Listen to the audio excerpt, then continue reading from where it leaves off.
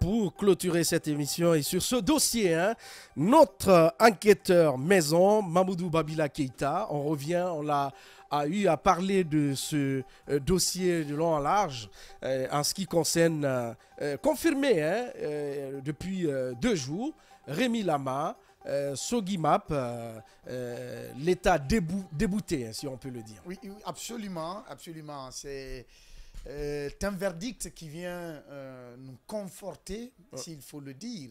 Et c'est pas une première. C'est pas une première. Avec les juges, sans publicité. Hein. Absolument, absolument. Et donc, c'est pour dire que nous sommes à la recherche de la vérité.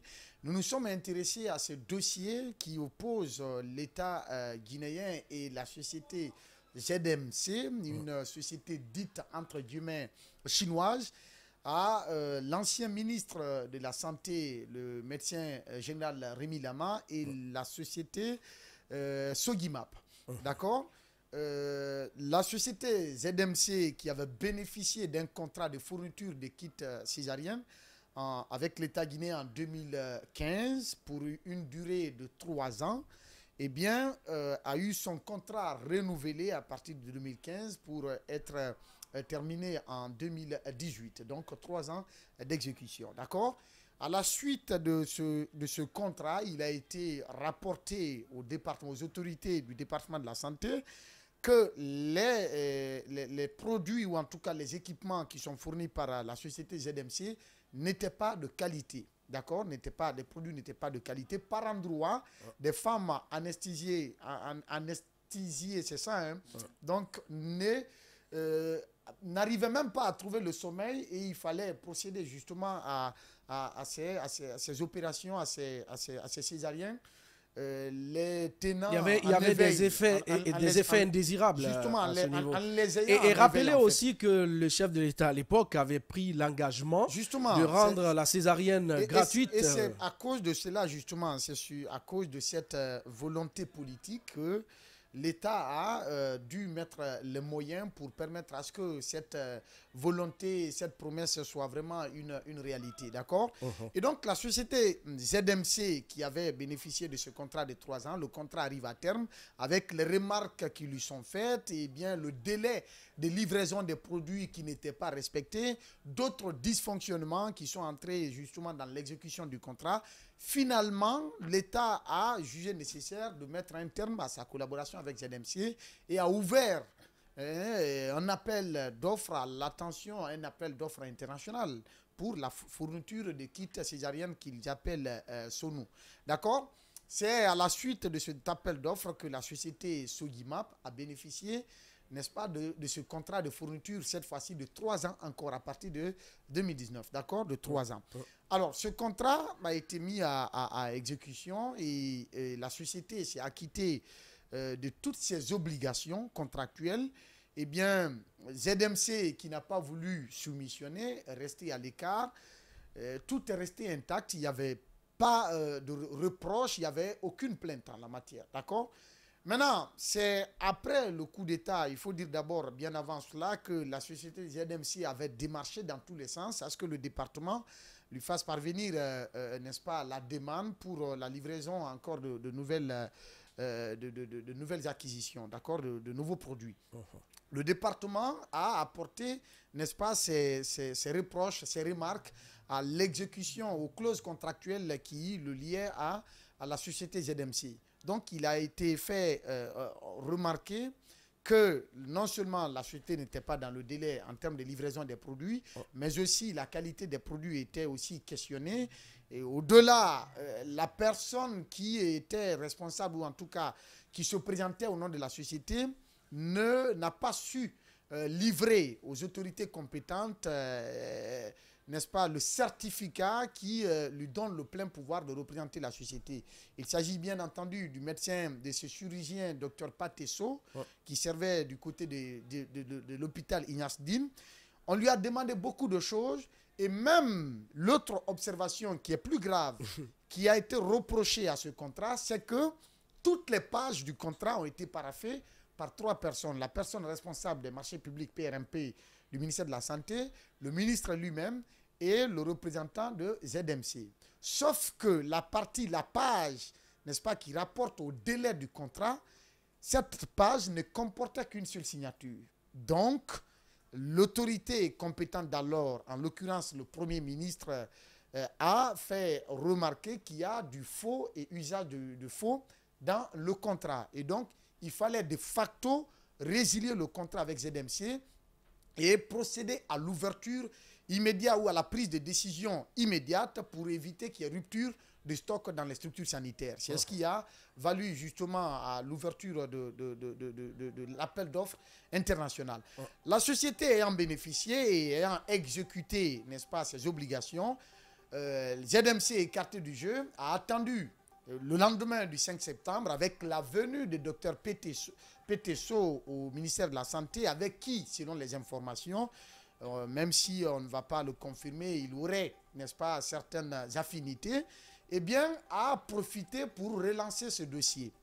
Relancer ce dossier comme quoi l'État guinéen lui a dépossédé de son contrat de façon illégale et donc par voie de corruption.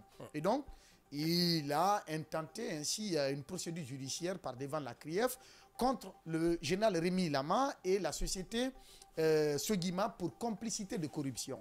D'accord? Ouais. Et ce dossier, nous l'avons en tout cas détaillé ici à l'antenne par plusieurs fois. Finalement, le verdict de la CRIEF vient confirmer tous ces éléments qu'on a eu à présenter à l'opinion, comme quoi la société ZMC qu'on dit appartenir à des Chinois, bien sûr, c'est des Chinois, mais au niveau national, cette société, parce que durant tout le procès, aucun Chinois ne s'est présenté à la CRIEF au nom de la société. C'est ce même docteur Patesso qui était là avec ses avocats pour défendre le dossier. Et ses attributs l'interdisent. Exactement, en tant qu'agent public. Et au-delà, et même quand les paiements au cours de nos enquêtes est retardé au niveau du Trésor, ce n'est pas les Chinois qui réclamaient, mais Dr Patesso mettait en branle ses réseaux relationnels pour essayer vraiment d'influer au niveau du Trésor pour obtenir un paiement. Finalement, la décision est tombée pour débouter, n'est-ce pas, l'État et ZMC dans ce dossier-là. Bien. Alors rapidement, puisqu'on n'a plus de temps. Oui, les questions qui se posent, je vais terminer. Il y a des interrogations. La société Sogimap qui a bénéficié du contrat et qui a exécuté les contrats de l'État, jusqu'ici n'est pas entrée en possession de son paiement. À cause, n'est-ce pas, de cette procédure judiciaire, le paiement dont le dossier avait franchi toutes les étapes pour atterrir à la BCRG, la dernière étape pour, n'est-ce pas, faire main levée sur la liquidité, eh bien, on a bloqué les dossiers là justement, à travers par des décisions de justice ou en tout cas par des notifications de la justice de ne pas procéder au paiement. La décision est tombée, la société va devoir entrer en possession de son dû, mais quand on se pose la question, et dans le contrat qui liait la société à l'État, il y a des pénalités, parce que c'est une bonne dame, on apprend une certaine Pauline, cette dame, durant des années, a souffert pour obtenir son paiement, jusque-là, elle ne l'a pas, et ce que vous ne savez pas, ces sociétés importatrices de médicaments s'approvisionnent auprès des laboratoires avec lesquels ils ont des relations de confiance, parce qu'ils n'ayant pas la liquidité pour éponger les factures, ils attendent que le paiement soit fait pour désintéresser ces laboratoires. Imaginez des années, vous courez derrière votre paiement. Décrédibilise totalement ces sociétés. C'est ce qui arrive malheureusement. Plonge ces sociétés dans des difficultés financières extrêmes. Aujourd'hui, puisqu'il a été introduit dans le contrat, à l'article 23, retard de paiement, le paiement des sommes dues aux fournisseurs du présent marché est effectué dans un délai de 90 jours.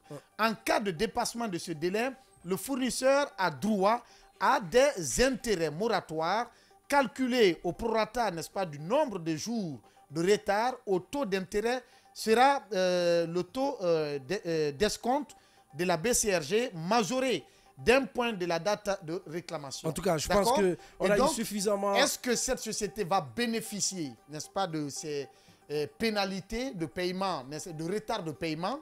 Est-ce qu'on va réparer faire réparation par rapport à ce retard? Est-ce que tout le préjudice que la société a subi va être réparé par l'État guinéen? C'est des questions. On se pose la question, encore une fois. Et la justice doit se prononcer. Et même dans le contrat, les bons de commande que la société délivrait, les prix étaient mentionnés. Aujourd'hui, on attire l'attention de la justice de la CRIEF sur ce qui est en train de se passer au ministère de la Santé. Bien, je pense on n'en a pas fini. On n'a pas fini avec ce dossier, Babila. Pour terminer là-dessus, on va terminer, dernier point. Au moment où ce dossier était en train d'être jugé, le ministère et qu'on a refusé le paiement parce que le dossier est en contentieux, le ministère de la Santé s'est donné le plaisir d'octroyer encore, de faire notification pour la société ZMC, de continuer à fournir, à livrer des kits césariennes, alors que les deux parties sont en procès. Si on a refusé le paiement à ZMC, parce que le dossier est en procès, pourquoi on n'a pas refusé la livraison, la livraison de produits à ZMC, parce que le ZMC était en procès au même titre que la Sogima. Merci beaucoup, Babila, pour ces précisions. De livrer des produits au même moment. Ces précisions. Voilà, donc, merci beaucoup. C'était nous pour vous. Avec le même plaisir, solide de vous servir, vous retrouverez toute l'équipe demain du Before des GG. Je vous rappelle aussi qu'à partir de lundi, c'est Kernoma Djouba qui sera aux commandes de cette émission pour le reste des semaines des grandes vacances sur Radio Espace, Espace TV. Préparez-vous, la grande rentrée le 4 septembre.